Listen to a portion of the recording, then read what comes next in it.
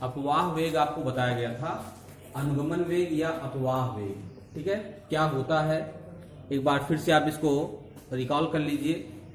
अपवाह वेग क्या है कि जब किसी चालक के सिरों पर विभवांतर आरोपित किया जाता है तो क्या होता है कि चालक में जो उपस्थित मुक्त इलेक्ट्रॉन होते हैं, फ्री इलेक्ट्रॉन जो हैं, वह अपने ऊपर बल का अनुभव करते हैं और उनकी जो गति होती है वह त्वरित गति हो जाती है। कहने का मतलब उनका वेग लगातार बढ़ता जाता है। लेकिन जब उनका वेग लगातार बढ़ता है तो टक्कर भी ज्यादा होने शुरू हो जाते हैं, और जब ज्यादा टक्कर होंगे तो उनका बढ़ा हुआ वेग तुरंत ही कम हो जाता है। इसलिए बैटरी द्वारा आरोपित विभवांतर चालक के भीतर उपस्थित मुक्त इलेक्ट्रॉनों को त्वरित गति प्रदान नहीं कर पाता, बल्कि निम्न विभव से उच्च विभव की तरफ, इलेक्ट्रॉन हमेशा निम्न विभव से उच्च की तरफ चलते हैं, तो निम्न विभव से उच्च विभव की तरफ, ठीक है, एक नियत सूक्ष्म वेग ही प्रदान कर पाता है, जो कि 10⁻⁻⁴ मीटर प्रति सेकंड का होता है। लगभग 10⁻⁻⁴ मीटर प्रति सेकंड का इस नियत सूक्ष्म वेग को ही हम क्या कहते हैं? अनुगमन वेग कहते हैं या अपवाह वेग कहते हैं। ठीक है, तो ये अपवाह वेग क्या है, अनुगमन वेग क्या है, ये आप जान गए ना। अब अपवाह वेग में और वैद्युत धारा में क्या संबंध है, ये संबंध अक्सर पूछा जाता है। ठीक है, अपवाह वेग में और वैद्युत धारा में संबंध, ठीक है, I और VD में संबंध। अपवाह वेग एवं धारा में संबंध, I और VD में संबंध आपको निकालना है। ठीक है, देखिए मान लीजिए कोई चालक है, ठीक है ना, मान लीजिए कोई चालक है, तो इसमें बहुत सारे मुक्त इलेक्ट्रॉन होंगे। ठीक है ना, ये मुक्त इलेक्ट्रॉन मान लीजिए है, ये भी मुक्त इलेक्ट्रॉन है, ये भी मुक्त इलेक्ट्रॉन। ठीक है, बहुत सारे मुक्त इलेक्ट्रॉन हैं जो कि गतिमान होते हैं।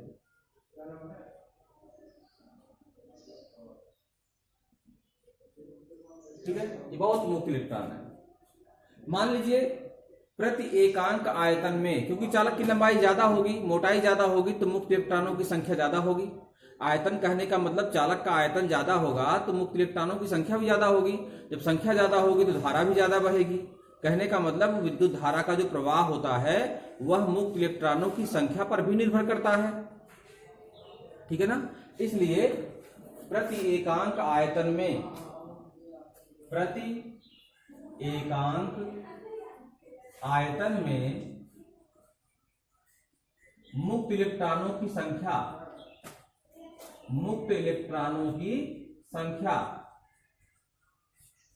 यह मान रहे हैं इसको क्या है, स्मॉल एन।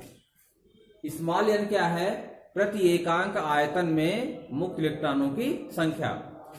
ठीक है, इसके अनुप्रस्थ परिच्छेद का जो क्षेत्रफल है उस क्षेत्रफल को हम दिखा रहे हैं ए से, अनुप्रस्थ परिच्छेद के क्षेत्रफल को दिखा रहे हैं ए से। ठीक है, यहां तक। और मुक्त इलेक्ट्रॉन संख्या आपकी एन आपने मान ही लिया है। प्रत्येक इलेक्ट्रॉन पर आवेश आप ई जानते ही हैं, उसमें कुछ बताना आपको नहीं है। ठीक है ना, और VD जो है, VD कल बताया गया था आपको, VD कहीं लिखा हो तो ये ड्रिफ्ट वेलोसिटी होती है, यानी अपवाह वेग होता है। कहने का मतलब कि अगर इसी चालक को हम किसी बैटरी के द्वारा जोड़ देंगे तो जो अपवाह वेग यह चालक के इलेक्ट्रॉन प्राप्त करेंगे वह अपवाह वेग VD है। इसी VD में और वैद्युत धारा जो प्रवाहित होगी उसमें संबंध आपको बताना है। कहने का मतलब अपवाह वेग होगा तो एक नियत सूक्ष्म वेग तो इलेक्ट्रॉनों को मिलेगा, उस नियत सूक्ष्म वेग से सभी इलेक्ट्रॉन एक दिशा में जाएंगे तो इलेक्ट्रॉनों का प्रवाह होगा, और आवेश प्रवाह की दर को ही धारा कहते हैं, धारा बहेगी। तो जो धारा बहेगी वो धारा और जो अपवाह वेग उन्होंने प्राप्त किया है इलेक्ट्रॉनों ने, उनमें क्या संबंध है, वही संबंध आपको प्राप्त करना है। ठीक है, तो अब यहां पर ध्यान दीजिए, प्रति एकांक आयतन में मुक्त इलेक्ट्रॉनों की संख्या कितनी है, n है। ठीक है ना, प्रति एकांक आयतन में मुक्त इलेक्ट्रॉनों की संख्या n है। अब हम ये देखेंगे कि चालक के वृत्तीय सिरे का क्षेत्रफल क्या है, a है, ठीक है ना। और vd क्या है, ये वेग है, अपवाह वेग है। वेग क्या होता है, 1 सेकंड में तय किया गया विस्थापन ही वेग होता है। जैसे मान लीजिए यहां से इलेक्ट्रॉन चलेगा तो अपवाह वेग का मान 10⁻⁻4 मीटर प्रति सेकंड अगर है तो इसका मतलब कि 1 सेकंड में वह इलेक्ट्रॉन 10⁻⁻4 मीटर दूर जाएगा, ठीक है। तो यहां रहेगा तो यहां आ जाएगा, फिर यहां से यहां आगे बढ़ेगा। कहने का मतलब ये हुआ कि वह 1 सेकंड में vd मीटर दूर चला जाएगा, क्योंकि vd मीटर प्रति सेकंड ही उसकी चाल है, वही उसका अपवाह वेग है। इसलिए 1 सेकंड में इलेक्ट्रॉन के द्वारा तय की गई दूरी क्या हो जाएगी, vd मीटर हो जाएगी। तो अगर 1 सेकंड में तय की गई दूरी हमको पता हो गई है, vd हो गई है, ठीक है ना, 1 सेकंड की बात कर रहा हूं, vd हो गई है, और ये क्षेत्रफल आपका अनुप्रस्थ परिच्छेद का a है, ठीक है। तो आयतन क्या हो जाएगा, आयतन कितना हो जाएगा 1 सेकंड में, 1 सेकंड में सभी इलेक्ट्रॉन जितनी दूर जा रहे हैं उतनी दूर के चालक का आयतन, ठीक है। तो क्या हो जाएगा, 1 सेकंड में प्रवाहित चालक, प्रवाहित इलेक्ट्रॉन, ठीक है, द्वारा तय किया गया, अब तय किया गया कल या घिरा हुआ आयतन, ठीक है, घिरा आयतन कितना हो जाएगा, ये क्षेत्रफल है ही है, आप जानते हैं पाई आर स्क्वायर h ही आयतन होता है। तो पाई आर स्क्वायर क्या होता है, क्षेत्रफल होता है किसी पृष्ठ का। तो ये आपका क्षेत्रफल हो जाएगा a, और जो h लंबाई है वही लंबाई यहां पर vd से गुणा कर दीजिए। तो a इंटू vd हमने कर दिया तो क्या निकल गया, ये आयतन निकल गया, ठीक है ना, ये आयतन हो गया। 1 सेकंड में कण इलेक्ट्रॉन 1 सेकंड में जितनी दूर जाएगा उतना आयतन क्या हो गया, a इंटू vd। तो अगर 1 सेकंड की बात इतनी हो रही है तो t सेकंड में कितना आयतन होगा, t सेकंड में इलेक्ट्रॉन द्वारा चला गया आयतन या घिरा हुआ आयतन क्या हो जाएगा, a into vd into t हो जाएगा। इतना आयतन हुआ है ना। 30 सेकंड में मान लो इलेक्ट्रॉन यहां पहुंच जा रहा है, कितना आयतन घेरेगा, इतना पूरा आयतन जो है वो घेर लेगा। कितना आयतन हुआ, ये आयतन हो गया। और एकांक आयतन में मुक्त इलेक्ट्रॉनों की संख्या आपने पहले से मान रखा है स्मॉल n। तो अगर एकांक आयतन में मुक्त इलेक्ट्रॉनों की संख्या स्मॉल n है तो इतने आयतन में कितने इलेक्ट्रॉन हो जाएंगे, मल्टीप्लाई हो जाएगा ना, गुणा हो जाएगा। अगर प्रति एकांक आयतन में मुक्त इलेक्ट्रॉनों की संख्या स्मॉल n है तो इतना आयतन t सेकंड में कवर हुआ है, इतने आयतन में कितने मुक्त इलेक्ट्रॉन होंगे, ठीक है। तो क्या लिखेंगे, t सेकंड में घिरे आयतन में मुक्त इलेक्ट्रॉनों की संख्या, t सेकंड में घिरे आयतन में मुक्त इलेक्ट्रॉनों की संख्या। अब t सेकंड में घिरा हुआ आयतन कितना है, इतना है, और 1 सेकंड में एक एकांक आयतन में उपस्थित जो मुक्त इलेक्ट्रॉन है वो n है। तो इसी में मल्टीप्लाई कर देंगे तो a हो जाएगा इंटू vd हो जाएगा इंटू t हो जाएगा इंटू n हो जाएगा। इतने मुक्त इलेक्ट्रॉन जो है वो उपस्थित होंगे। कहाँ उपस्थित होंगे, t सेकंड में जितनी दूर ये कवर करेगा इलेक्ट्रॉन उतने आयतन में इतने इलेक्ट्रॉन उपस्थित रहेंगे। और एक इलेक्ट्रॉन पर आवेश, इलेक्ट्रॉनों की संख्या हो गई, ये पूरे घिरे हुए t सेकंड में जो दूरी तय हो रही है उस घिरे हुए दूरी में, ठीक है, जितना आयतन बनता है उस आयतन में मुक्त इलेक्ट्रॉनों की संख्या इतनी है। और एक इलेक्ट्रॉन पर आवेश स्मॉल ई होता है, स्मॉल ई, तो इतने इलेक्ट्रॉन है तो कितना आवेश हो जाएगा, इसी में स्मॉल ई से मल्टीप्लाई कर दीजिए, ठीक है। तो ऐसे लिख दे रहे हैं संपूर्ण आवेश, जो भी इलेक्ट्रॉन है आपके इस आयतन में उस पर संपूर्ण आवेश का मान हो जाएगा a into vd into t into n into small e. हो गया इतना, ठीक है ना। ये संपूर्ण आवेश प्रवाहित हो रहा है t सेकंड में। देखो t सेकंड में इतने इलेक्ट्रॉन प्रवाहित हो रहे थे और एक इलेक्ट्रॉन पर e आवेश था, इसलिए हमने e से मल्टीप्लाई कर दिया तो t सेकंड में प्रवाहित आवेश का मान हो गया। अब हम जानते हैं आवेश प्रवाह की समय दर को ही धारा कहते हैं। अर्थात अगर हमको धारा निकालनी है I, तो क्या करेंगे, t सेकंड में प्रवाहित आवेश का मान रखेंगे और t से डिवाइड कर देंगे।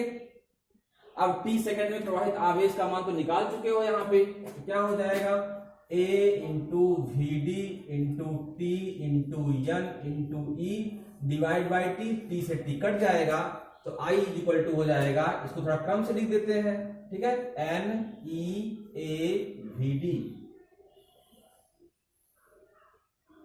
दिख रहा है, I इक्वल टू NEAVD, इसी को हम कहते हैं वैद्युत धारा और अपवाह वेग में संबंध। आपसे कहा जाए कि वैद्युत धारा में और अपवाह वेग में क्या संबंध है, तो आप फार्मूला तुरंत याद रखेंगे, I equal to NEAVD। N जो है वो प्रति एकांक आयतन में मुक्त इलेक्ट्रॉनों की संख्या है, E एक इलेक्ट्रॉन पर आवेश है सॉरी, A चालक के वृत्तीय सिरे का क्षेत्रफल है, VD जो है अपवाह वेग है, ठीक है। अब यही आपको हम बता दें कि धारा घनत्व क्या होता है। धारा घनत्व परिभाषा इसकी पूछी जाती है, धारा घनत्व, या इसको हम कहते हैं current density. Current density, current density या धारा घनत्व क्या है, जान जाइए, ठीक है। प्रति एकांक क्षेत्रफल से किसी चालक के प्रति एकांक क्षेत्रफल से, ठीक है, गुजरने वाली अभिलंबवत धारा को, ठीक है, धारा घनत्व कहते हैं। जैसे मान लीजिए ये हमारा चालक है, ये चालक का वृत्तीय सिरा है, आप देख रहे हैं, इसका क्षेत्रफल मान लीजिए A है, कैपिटल A इसका क्षेत्रफल है, और इस क्षेत्रफल से अब इससे इलेक्ट्रॉन प्रवाहित होगा तो धारा बहेगी, इससे इलेक्ट्रॉन मान लीजिए इस क्षेत्रफल से इलेक्ट्रॉन प्रवाहित हो रहा है, अब प्रवाहित हो रहा है तो धारा बहेगी। तो अगर ये पूरा क्षेत्रफल हमारा A है, तो A क्षेत्रफल से प्रवाहित होने वाली धारा I अगर है, इस संपूर्ण क्षेत्रफल A से किसी चालक के वृत्तीय सिरे के संपूर्ण क्षेत्रफल से जो इलेक्ट्रॉन प्रवाहित हो रहे हैं, उस इलेक्ट्रॉन प्रवाह के कारण बहने वाली धारा कितनी है, I है। तो प्रति एकांक क्षेत्रफल से प्रवाहित होने वाली, अब अभिलंबोत धारा कहते हैं, अब यहाँ चालक का पृष्ठ है तो अभिलंबोत धारा तो बहेगी ही, सिंपल सी बात है। क्या हो जाएगा, I अपान A, किसी चालक के पृष्ठ के प्रति एकांक क्षेत्रफल से बहने वाली अभिलंबवत धारा को, ऐसे उसकी परिभाषा हम बताते हैं। किसी चालक के पृष्ठ से गुजरने वाले किसी चालक के पृष्ठ के प्रति एकांक क्षेत्रफल से गुजरने वाली अभिलंबवत धारा को क्या कहते हैं, धारा घनत्व या करंट डेंसिटी कहते हैं। तो I अपान A हो जाता है, इसी को हम J से दिखाते हैं। करंट डेंसिटी किसे दिखाते हैं, J से। तो J की वैल्यू क्या होती है, J equal to I upon A, ठीक है ना। I की वैल्यू क्या है, NEAVD, यहां अगर रखेंगे तो J इक्वल टू हो जाएगा NEAVD, रख करके A से इसको डिवाइड कर देते हैं, जब डिवाइड करेंगे तो A से A कट जाएगा, तो आ जाएगा NEVD, ऐसे हो जाएगा। तो J इक्वल टू हो जाएगा NEVD, ये भी सूत्र याद रखिए। I वाले में NEAVD होता है, J वाले में NEVD होता है, ठीक है ना। J वाले में क्या होगा, NEVD, और यहां पर NEAVD, समझ गया। चलिए दोनों सूत्र आप याद रखेंगे, परिभाषा आप धारा घनत्व की परिभाषा भी याद रखेंगे, ठीक है। देखिए इसके बाद अगला जो टॉपिक है वो है गतिशीलता। क्या है, गतिशीलता या मोबिलिटी। मोबिलिटी या गतिशीलता क्या है, देखिए आवेश जो होते हैं वो चालक के भीतर गतिमान होते हैं, ठीक है, गतिशील होते हैं, तभी तो धारा बहती है। तो धारा के बहने का कारण क्या होता है, आवेशों का गतिशील होना। धारा के बहने का कारण क्या होता है, आवेशों का गतिशील होना। समझ रहे बात को। तो गतिशीलता क्या है आखिर, गतिशीलता किसी जो इलेक्ट्रॉन या कोई आवेश वाहक हो, किसी आवेश वाहक की जो गतिशीलता है वह चाहे इलेक्ट्रॉन होगा या कोई धनायन होगा। धनायन भी गतिशील होता है, अभी कैसे बताते हैं आपको। किसी आवेश वाहक की गतिशीलता उस अपवाह वेग के बराबर होती है। किसी आवेश वाहक की गतिशीलता उस अपवाह वेग की परिभाषा भी आप नोट कर सकते हैं। किसी आवेश वाहक की गतिशीलता उस अपवाह वेग के बराबर होती है जो उसके द्वारा प्रति एकांक वैद्युत क्षेत्र में प्राप्त की जाती है। कहने का मतलब यह हुआ कि जो गतिशीलता है, जैसे आपने वैद्युत क्षेत्र ज्यादा लगा दिया, जैसे ज्यादा विभवांतर लगा दिया आपने चालक पर, तो वैद्युत क्षेत्र भी ज्यादा लग जाएगा। वैद्युत क्षेत्र ज्यादा लग जाएगा तो बल भी ज्यादा काम करेगा आवेशों पर।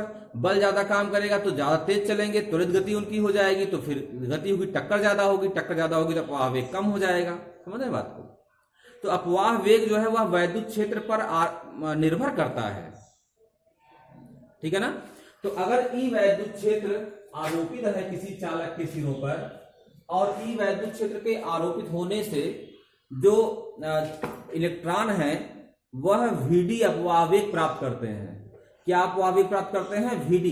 तो अगर वो ई वैद्युत क्षेत्र के आरोपित होने पर VD अपवाह वेग प्राप्त करते हैं, समझ रहे हैं, तो प्रति एकांक वैद्युत क्षेत्र के आरोपित होने पर क्या प्राप्त करेंगे? VD upon E। इसी को हम मोबिलिटी कहते हैं और इसको म्यू से दिखाते हैं। किसे दिखाते हैं? म्यू से दिखाते हैं। ठीक है, मोबिलिटी को म्यू से दिखाते हैं। तो VD upon E is equal to mu, और परिभाषा आप दे सकते हैं कि प्रति एकांक वैद्युत क्षेत्र में प्राप्त होने वाले अपवाह वेग को ही हम गतिशीलता कहते हैं, या किसी आवेश वाहक की गतिशीलता उस अपवाह वेग के बराबर होती है जो उसके द्वारा प्रति एकांक वैद्युत क्षेत्र में प्राप्त की जाती है। यहां तक ठीक है? देखिए, अब मान लीजिए यहां पर कोई चालक है और आपने उस चालक को बैटरी के सिरों से जोड़ दिया, तो किसी भी इसकी लंबाई को L मान लेते हैं। आपने V विभवांतर जो है आरोपित किया है चालक के सिरों पर, और ई वैद्युत क्षेत्र जो है वो आरोपित हुआ है। ई वैद्युत क्षेत्र चालक के भीतर आरोपित हुआ है। तो चालक के भीतर क्या होता है कि जहां से इलेक्ट्रॉन निकल जाते हैं, जिस परमाणु से इलेक्ट्रॉन निकलते हैं, ध्यान समझिएगा, जिस परमाणु से इलेक्ट्रॉन निकलते हैं वो तो इलेक्ट्रॉन निकल घूम चले गए, लेकिन जो जिस स्थान से निकलेंगे वो स्थान खाली हो जाएगा ना। तो निकलने वाला इलेक्ट्रॉन अगर ऋण आवेशित है और निकल गया कहीं से, जो बचा है वो क्या हो जाएगा? धन आवेशित हो जाएगा। समझ रहे बात को? वो धन आवेशित हुआ ना। जैसे सोडियम से अगर एक इलेक्ट्रॉन निकल जाएगा तो सोडियम क्या बन जाएगा? आयन बन जाएगा, Na+ हो जाएगा वो। समझ रहे बात को? तो इसलिए जब इलेक्ट्रॉन निकलेगा वहां से तो जो परमाणु बचेगा वो आयनित हो जाएगा, तो वो धनायन हो गया और वो ऋणायन हो गया। ठीक है ना? बात समझ रहे ना? अब मान लीजिए दूसरा इलेक्ट्रॉन आकर के उसको फिल कर देगा। किसको फिल? जहां से इलेक्ट्रॉन पहला निकला था उस स्थान को दूसरा इलेक्ट्रॉन आके मुक्त इलेक्ट्रॉन घूम रहे हैं, तो घूमते हुए जो मुक्त इलेक्ट्रॉन है वो आकर के अगर रिक्त स्थान को फिल कर देते हैं, भर देते हैं, तो फिर दूसरी जगह खाली हो जाएगा। तो कहने का मतलब कभी यहां पर स्थान खाली हुआ है, कभी वहां खाली हुआ है, कभी वहां खाली हुआ है, तो जो रिक्त स्थान है वो भी घूमता रहता है, वो एक जगह नहीं खाली रहता, वह भी घूमता रहता है, क्योंकि रिक्त स्थानों को अन्य दूरी से आने वाले जो इलेक्ट्रॉन है वो फिल करते रहते हैं, उसको भरते रहते हैं। तो जो रिक्त स्थान है वो अन्यत्र खाली होता रहता है। ठीक है ना? तो उसको हम क्या, वो कैसा व्यवहार करता है? वो स्थान जो घूम रहा है वो धन आयन की तरह व्यवहार करता है। जो इलेक्ट्रॉन हमारे हैं वह ऋण आवेशित आयन की तरह व्यवहार करेंगे, और जो हमारे रिक्त स्थान है उनको कहते हैं कोटर। क्या कहते हैं उनको? कोटर। पढ़ेंगे इसके बारे में आप अच्छे से। सेमीकंडक्टर चैप्टर है तो आप उसमें अच्छे से पढ़ेंगे। कोटर या होल कहते हैं इसको होल कहते हैं या कोटर कहते हैं। तो ये कोटर भी घूमते रहते हैं। तो ये कोटर आपके धनावेशित आयन जैसा व्यवहार करते हैं। तो जब ये भी घूम रहे हैं, इलेक्ट्रॉन भी घूम रहा है, तो दोनों धारा प्रवाह के लिए उत्तरदायी होते हैं। तो आप इसको अच्छे से मन में बैठा लीजिए कि किसी भी चालक में जो धारा का प्रवाह होता है वो इलेक्ट्रॉन और कोटर दोनों के कारण होता है।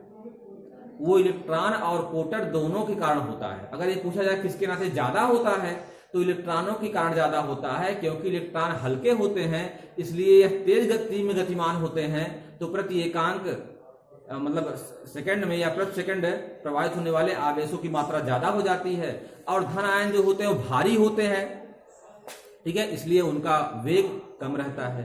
लेकिन योगदान दोनों का रहता है। इलेक्ट्रॉनों के प्रवाह के विपरीत धारा मानी जाती है। जैसे इलेक्ट्रॉन मान लीजिए इधर की तरफ जा रहा है, ये इलेक्ट्रॉन का संकेत हो गया, समझ रहे हैं। तो कोटर कहां जाएंगे, कोटर इधर जाएंगे, एक खाली स्थान है, कोटर इधर जाएंगे। तो जो इलेक्ट्रॉन होते हैं अगर दाहिनी तरफ बह रहे हैं तो धारा कहां बहेगी, बाईं तरफ बहेगी, बाईं ओर बहेगी धारा, निश्चित रूप से बाईं ओर बहेगी। इलेक्ट्रॉनों के प्रवाह के विपरीत धारा की दिशा मानी जाती है। इलेक्ट्रॉन अगर दाहिनी तरफ जा रहे हैं तो धारा कहां बहेगी, बाईं तरफ बहेगी। मान लीजिए इलेक्ट्रॉनों के कारण जो प्रवाहित होने वाली धारा है, इलेक्ट्रॉनों के प्रवाह के कारण जो उत्पन्न होने वाली धारा है वो IE है, उसको हम क्या दिखा रहे हैं, IE। और एक कोटर आपके धन आवेशित है, तो धन आवेशों के प्रवाह की दिशा में धारा बहती है, सिंपल सी बात है। तो इनके कारण भी धारा बहेगी, इसको हम IH कर दे रहे हैं, क्या कर रहे हैं इसको, IH होल के कारण, ठीक है। तो कुछ धारा का प्रवाह जो है वह कोटर के नाते होता है और कुछ धारा का प्रवाह आपका इलेक्ट्रॉन के नाते होता है। अब अगर संपूर्ण धारा पूछी जाए आपसे कि कुल धारा कितनी बह रही है, तो आप कहेंगे I बराबर IE plus IH, IE plus IH, दोनों के कारण जो धारा बहेगी उसी का योग I के बराबर होगा। क्या तक ठीक है, या यही हो जाएगा I इक्वल टू, अच्छा IE क्या है, इलेक्ट्रॉनों के कारण प्रवाहित होने वाली धारा। अभी आपको एक सूत्र इसके पहले बताया गया था, I इक्वल टू NEAVD, वैद्युत धारा और अपवाह वेग में संबंध का फार्मूला है। तो क्या हो जाएगा, I इक्वल टू NEAVD है आपका, ठीक है। तो VD की जगह जो है VE लिख दे रहे हैं, ये अपवाह वेग इलेक्ट्रॉनों के लिए है, समझ रहे बात को। ये अपवाह वेग किसके लिए है, ये इलेक्ट्रॉनों के लिए है। क्या हो जाएगा, NEAVD हो जाएगा आपका, समझिए बात को ना, NEAVD हो जाएगा, इसको VE कर दिया हमने, क्योंकि अपवाह वेग अलग अलग होगा। अपवाह वेग जो है इसका अलग होगा, क्योंकि दोनों के मास अलग अलग हैं। एक तो ये अलग होगा, एक ये भी अलग होगा। प्रति एकांक आयतन में मुक्त इलेक्ट्रॉनों की संख्या अलग रहेगी, ठीक है, और प्रति एकांक आयतन में कोटर की संख्या अलग रहेगी। बाकी क्षेत्रफल तो वही रहेगा, क्षेत्रफल तो चालक का वही है, चाहे जो प्रवाहित हो, इलेक्ट्रॉन हो या कोटर हो। और साथ साथ आवेश भी वही रहेगा, इलेक्ट्रॉन पर उतना ऋण आवेश रहेगा और कोटर पर उतना ही धनावेश रहेगा, लेकिन आवेश का परिमाण वही रहेगा। तो यहाँ पर प्रति एकांक आयतन में मुक्त इलेक्ट्रॉनों की संख्या NE से शो कर दे रहे हैं, तो NEAVE हो गया। इसको VD लिखे फिर E लिखे तो दो सफिक्स हो जाएगा ना, तो एक ही लगाने के लिए हम केवल VE लिख दे रहे हैं। आप जान जाइएगा कि ये अपवाह वेग है इलेक्ट्रॉनों के लिए, प्लस NEH क्या है, प्रति एकांक आयतन में कोटर की संख्या है, NEH into E into A into VH, सही ना, ये हो गया आपका। अब आप क्या करेंगे, कॉमन ले लीजिए, I equal to small e into A, ऐसे कॉमन ले लीजिए। अंदर क्या हो जाएगा, NE into VE plus NH into VH, NE into VE और NH इंटू VH, इस तरह से आप इसको कर लीजिए। समझ गए यहां तक, कोई दिक्कत, ठीक है ना। चलिए ए को नीचे कर दीजिए, तो हो जाएगा I upon A is equal to small e bracket में NE into VE plus NH into VH। समझ बात आ गई। अब इसको यहीं पर रोकते हैं थोड़ी देर के लिए, यहीं रोक दीजिए इसको, ठीक है। चलिए अब यहां ध्यान दीजिए आप, अब जरा इसको यहां पर रोक करके फिर आते हैं, इधर आइए। ये V जो है वह विभवांतर आरोपित हुआ है चालक के सिरों के बीच, है ना, और वैद्युत क्षेत्र की तीव्रता क्या है, E है। चालक की लंबाई क्या है, L है। तो आप जानते हैं E इक्वल टू होता है V अपान L। अरे वैद्युत क्षेत्र की तीव्रता विभव प्रवणता की ऋणात्मक दर बराबर होती है, तो यहाँ पर माइनस को छोड़ दिया हमने, बताया था आपको पहले से, ये सूत्र तो पहले से आप जानते हैं, वैद्युत क्षेत्र की तीव्रता बराबर विभवांतर बटे दूरी। ये सूत्र आप याद रखिएगा, छोटा सूत्र है, महत्वपूर्ण है। ये समीकरण नंबर 2 कर दीजिए इसको, ठीक है। अच्छा, फिर आप देखिए, आप रो का फार्मूला जानते होंगे, रो क्या है पता है? विशिष्ट प्रतिरोध। तो विशिष्ट प्रतिरोध का फार्मूला होता है रो इज इक्वल टू, क्या होता है बताइए, R into A upon L.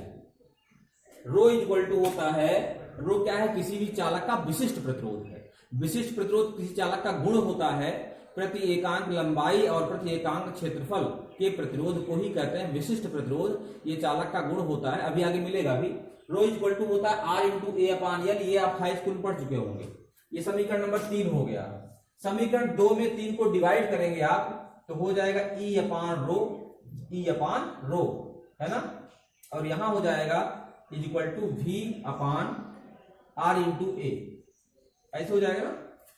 अरे ऊपर होगा तो एल से कटेगा तो V upon R into A होगा ना, तो E upon rho is equal to हो जाएगा V upon R into A, और V upon R is equal to होता है I, होता है। अरे V is equal to I और ओम्स लॉ, तो V अपान R का मान होगा I, तो इसी को हम I अपान ए कर सकते हैं। अब देखिए I अपान ए की वैल्यू E अपान रो के बराबर हो गई। हमको वैद्युत क्षेत्र की तीव्रता यहां प्रवेश कराना है, तभी तो हमको ये मोबिलिटी मिलेगी। मोबिलिटी कब मिलेगी? जब अपवाह वेग आएगा, वैद्युत क्षेत्र की तीव्रता आएगी। तो अपवाह वेग तो शामिल हो चुका है और यहाँ पर वैद्युत क्षेत्र की तीव्रता भी शामिल हो गई, तो E upon rho is equal to हो जाएगा I अपान ए। अब I अपान ए की वैल्यू E अपान रो जो है आप कहां रख देंगे? यहां रख दीजिए। यहां पे आप I अपान ए की जगह पर E अपान रो कर दीजिए, तो हो जाएगा E अपान रो। इसकी जगह पे E अपान रो हो गया is equal to small e bracket में N E into V E plus N H into V H. Clear? इतना हो गया ये, ठीक है। अच्छा, इसमें अब ऐसे कर दीजिए 1 upon rho is equal to, ई को लाओ नीचे, तो स्मॉल ई को अंदर लिख ले जाइए, क्योंकि देखो Vd अपान ई को ही तो मोबिलिटी कहते हैं, और यहाँ पर Ve क्या है? Ve जो है ये अपवाह वेग है इलेक्ट्रॉनों का, और Vh क्या है? अपवाह वेग है कोटर का। इसको ऐसे करेंगे हम एन ई इंटू वी, ऐसे करके बटे म्यू कर दिया, plus N H into V H upon mu, केवल वी एच अपान म्यू करिए, ऐसे ऐसे ध्यान दीजिए। गलत, इसको ई कर देंगे, यहाँ पर ई है ना, ऐसे। अरे यहां से ई उठाया और इसको डिवाइड कर दिया, तो डिवाइड यहाँ पर, यहाँ सीधे मत डिवाइड करिए, वही जो आप स्मॉल ई बटे कैपिटल ई कर देंगे उसी को अंदर कर दिया हमने, तो वी ई बटे capital E plus V H बटे कैपिटल ई, ठीक है। हो गया इतना, यहां कर दें।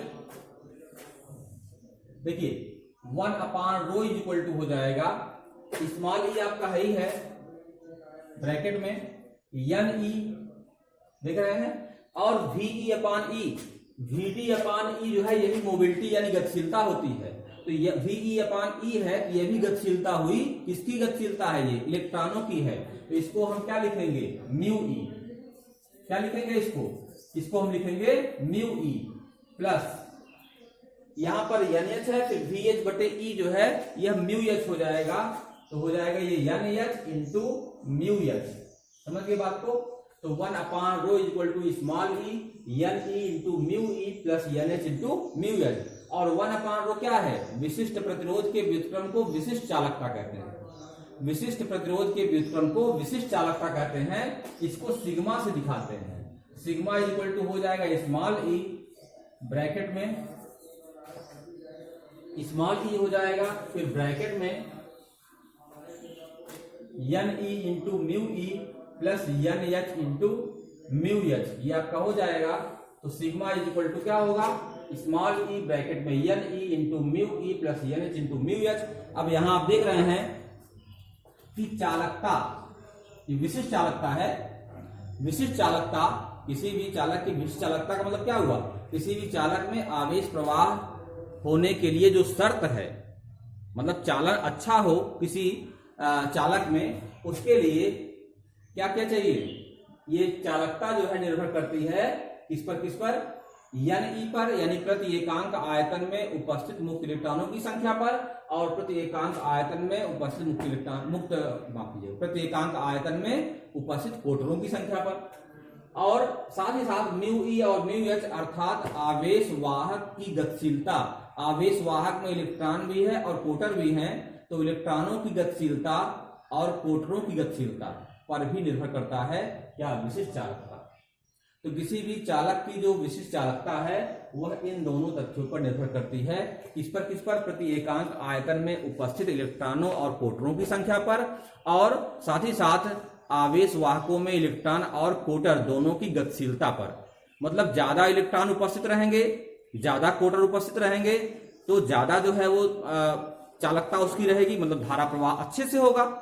और साथ ही साथ जो है गतिशीलता तेज होनी चाहिए। ज्यादा गतिशीलता इलेक्ट्रॉन की होगी, ज्यादा गतिशीलता कोटर की होगी, तो विशिष्ट चालकता ज्यादा होगी, चालन तेज गति में होगा, धारा प्रवाह अच्छी तरह होगा। ठीक है, तो गतिशीलता क्या है समझ गए होंगे आप अच्छे से।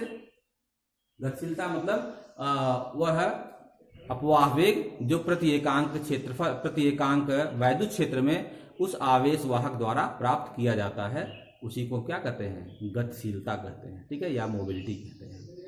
तो ये सूत्र भी आप याद रखिएगा। इसमें न्यूमेरिकल भी आपको मिल सकते हैं, एक आध दो होंगे, ज्यादा न्यूमेरिकल नहीं इस पर हैं, एक दो न्यूमेरिकल होंगे तो आप लगा लीजिएगा उसको। ठीक है, अब कल जो है आपको हम नेक्स्ट डे बताएंगे कि ओम्स लॉ को हम कैसे अपवाह वेग के आधार पर प्रूव करेंगे।